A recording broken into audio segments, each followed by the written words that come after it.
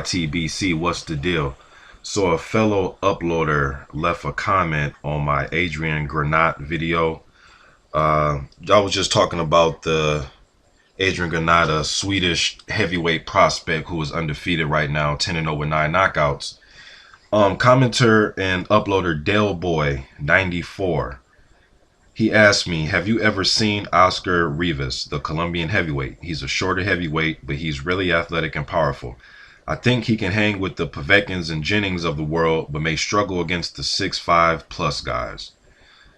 Okay, to answer your question, Delboy94, yes, I have seen Óscar Rivas. And let me guys just explain to you about him. He was an Olympian.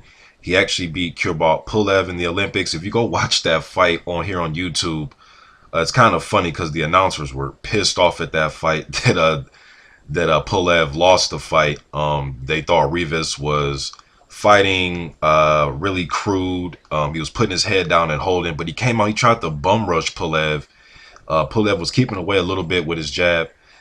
So he did make it to the Olympics. Does have a win over Pulev in the Olympic Games. He lost to the eventual gold medalist Roberto Carmelli. He lost to him. The Pan Am Games he won when he was 19 years old. He also beat Andy Ruiz Jr. in the amateurs, and he lost to Tsar Glaskov in the amateurs. Very strong, very aggressive, decent defense. I looked him up on BoxRec. They have him rated number 72. So he is right there. If you go on BoxRec and look, you'll see guys like Gary Cornish, Kevin Kingpin Johnson, Travis Kaufman, who just fought and I thought beat Chris Arreola last night by at least 1 point. I thought he did, but they had to fight Arreola. Jason Bergman is around his ranking in BoxRec. Jason Bergman will be fighting Joseph Parker. He is actually the first southpaw that Parker will be facing as a professional. So he was ranked, Rivas is ranked with those guys. He is 18-0 with 15 knockouts. He's a Colombian, but he fights out of Montreal. He's fought out of Montreal his whole career. He turned pro in 2009 after the 2008 games. He had 3 fights in 2009, no fights in 2010, 5 in 2011, 4 in 2012, no fights in 2013, and he had 2 fights in 2014, and he had 3 fights in 2015. He's 28 years old. His last fight was against a guy, journeyman Joey Abel. Some of you may know him. He's a Minnesota guy. He's from my parts. It was a 10-rounder. He won that fight. He beat Matthew Greer, another journeyman you guys probably heard of.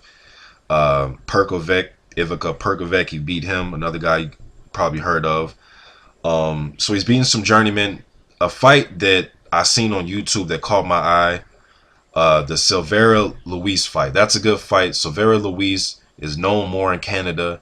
He has wins over Dillon Carman and a win over Eric Martel Baholi. Baholi just fought Lucas Browne for that British Commonwealth title a few years ago. I know Joshua has the title now. He won it against Cornish, and he just defended it last night against Dillon White.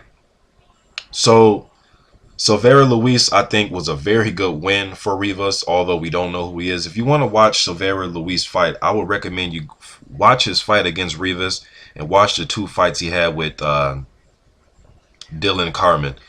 Pretty good fights, man. But then I also seen Rivas fight Jason Petaway on Showbox. On YouTube, they have the Sean Cox fight. They have an Eric Barak fight and Stefan Taché. They have all those fights on YouTube. You can watch them. From what I've seen, yes, he is a shorter heavyweight. Kind of reminds me of Amir Mansour a little bit with the, his muscle. He's built like a tank, man. He's about 6 feet, 6'1", about 240 pounds. Muscular as hell. He is seasoned. You can tell he's polished from his amateur background. He may struggle against the taller guys in the heavyweight division. I mean, he did beat Pulev in the amateurs. It is an amateur fight. If he can't bum rush guys and get them out of there, a la Tyson or a fighter that fights, the shorter heavyweights that fight like that, he will box. He does show to have some good boxing skills, good footwork. He falls in love with that overhand right. He loves to throw that overhand right hand. He loops it, he arcs it. It comes from weird angles. But he has a lot of power in that shot. Um, I would like to see him against a guy like Brian Jennings. You know, who's to say that he couldn't beat Brian Jennings? You know, he's probably more polished of a fighter with his amateur background than Brian Jennings is right now as a pro. You know, but he has to show me that he can take a shot. You know, unlike Jennings, who can take shots from Vladimir. Um, I don't know if Rivas can take a shot. Now, his neck is huge. You know what I'm saying? It looks like his shoulders and neck are huge. He's built like a tank. Look like he can take a shot. But if I'm going to do a video about Óscar Rivas, I might as well just go ahead and make this a dual video. Make it about Dillon Carman, a guy who I've been watching. He is 9-2. He is the Canadian heavyweight champion. When you think of Canadian heavyweight champion, you think of guys like Tommy Burns, George Chuvalo, Trevor Bervick, Razor Ruddock. Speaking of Razor Ruddock, Carman fought a 51-year-old Razor Ruddock and knocked him out. He knocked Razor down. Razor got up, and then he hit Razor with like a clubbing right hand. Razor was flat on his back after that. Carman is only 9-2. I noticed on BoxRec he is rated number 34. And if you think of, okay, he's rated number 34. At number 30, this is according to BoxRec. At number 30, they have Andy Ruiz Jr. 31 is Robert Helenius. 32 is Marius Watch. 33 is Alexander Ustinov, who just won yesterday against Konstantin Erich. 34 is Dillon Carman. 35 is Jarrell Big Baby Miller. 36 is Dominic Brazil. 37, Johan Duhapa, who just got a title shot against Deontay Wilder. And number 38, Adrian Granat, the Swedish prospect. So Dillon Carman should be in a high profile, and what I mean by high profile, I mean at least fighting somebody within the guys I just named. Those are all will be good fights. Fighting somebody in the top 20 if they want to fight against a, you know, a prospect type of guy. That'd be a good fight. Dillon Carman, a little bit about him. He's an ex-hockey player. All his fights are also in Canada. He fights more out of Ontario. I know he fights at a place called the Hershey Center. I believe it's in Ontario. Holds about 5,000 people. He has it jumping in there, man. They love that dude. They scream his name. He's only 9-2. So you think 9-2 and he's rated number 34 by BoxRec. Well, who did he fight? Who did he beat? He is 9-2. One of his losses he did avenge. The other loss, he lost to a guy named Okafor. I tried to look that fight up. And when you type the fight, when you type that fight into YouTube, they're showing all other types of shit. Jalil Okafor, the rookie for the 76ers. I mean, so they don't have that fight on there. I want to see how he lost that fight. Okafor, guy who he lost to, Benito Quiroz, Carman actually beat Quiroz. He knocked him out. So, you know, he didn't beat Okafor. He didn't avenge the loss, but at least beat the guy, you know, one of the guys that beat him. So I've seen the Matt White fight. I've seen the Silvera Lewis, both of those fights. Very good fights. He got upset in the first fight. Carman did. He got knocked out or TKO'd in the 5th round. He got knocked down and he got up and got finished on his feet. Kind of a questionable stoppage, if you ask me. And then the second fight, he won. First round knockout against Luis, so he avenged that loss. He was very thankful that Luis gave him the opportunity to revenge that fight. Luis is a tricky fighter, man. He really is, and he gave Rivas. I thought that was a good fight. Rivas, when Óscar Rivas fought Luis, Luis was very confident in that fight. It was a good. It went the distance, and it was a close fight. You know, I've seen the Eric Martel Baholi fight. Baholi lost to Lucas Browne for that Commonwealth title. So I've seen him fight Baholi. That is a good, entertaining fight. It actually won Canadian Fight of the Year in 2014. Carman knocked Baholi out in the 7th round. Damn good, entertaining fight. Seen him fight Razor Ruddock. Seen him fight Gord Frangic that he blew out in 30 seconds. That fight is on YouTube. Benito Quiroz, that fight's on YouTube. Alan Kashama, that fight's on YouTube. Also, I've seen that fight. Kashama is a former defensive tackle for the Chicago Bears. He was fighting with his hands. The dude thought he was Roy Jones Jr. in there.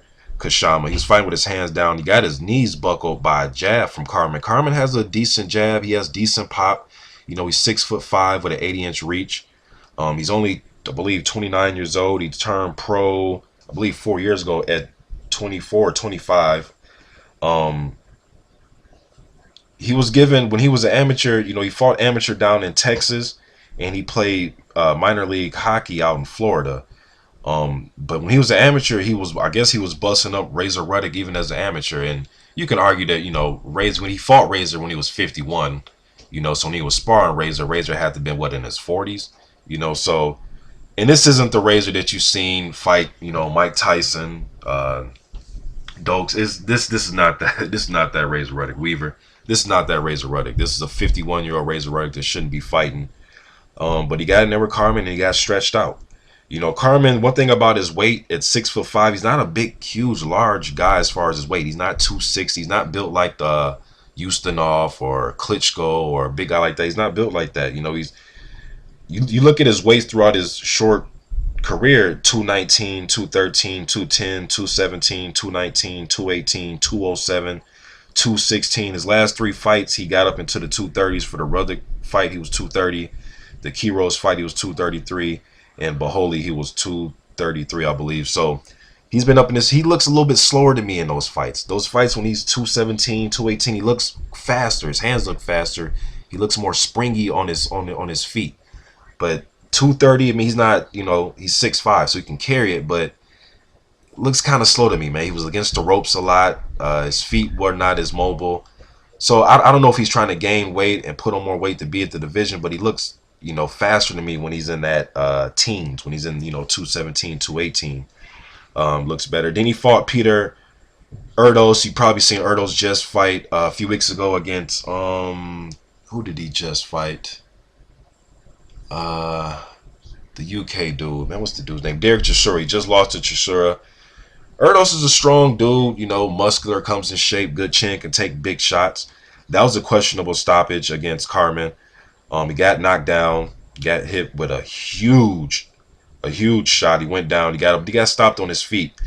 The huge left hand, the huge hook that landed on Kashama was big though. That was a big hook. Kashama got stopped. But I want to see more of Dillon Carman. I want to see more of him. He is the Canadian champion. He is rated 34 by BoxRec, which is very high for a guy that's 9-2. None of these names I named, you know, are guys that jump off the page at you except Razor Ruddock, and it's a 51-year-old Ruddock. Luis is a fight that a lot of fans you would not know about, but Luis is a tricky guy to beat, man, and he beat him, and he came back and knocked Luis out in 1 round. All these fights are on YouTube, so I've seen, let's see here, I've seen 1, 2, 3, 4, 5, 6, 7, 8, 9. I've seen 9 of his 11 fights. The fight I want to see is Carman versus Rivas. I mean, they're both fighting out of Canada. You know, Carman has the Canadian heavyweight championship. Rivas is the up-and-comer. I want to see this fight go down, man. You would think their paths will cross, and their paths, they haven't crossed yet. You know, so I wonder why their paths haven't crossed. If Rivas is if he is to get a big fight or somebody that's of name, I at least want to fight him, see him fight Carman, you know, to see who is the best heavyweight out of Canada. But Carman may take the same route that Bahili did. He may try to go out and go over there and fight for that Commonwealth title. But I don't think he wants any part of that Commonwealth title right now. The Anthony Joshua that has it. But I like to see Dillon in there. You know, I'm not going to put it past some shit. He might be crazy enough to go in there and fight Dillon White. He's entertaining, makes for entertaining interviews. You know, he'll blow kisses to the camera when he comes to the ring, flirt with the ring girls. I want to see more of him, man. You know, I want to see more of him. But the fight I want to see is Rivas versus Carman for the Canadian Heavyweight Championship.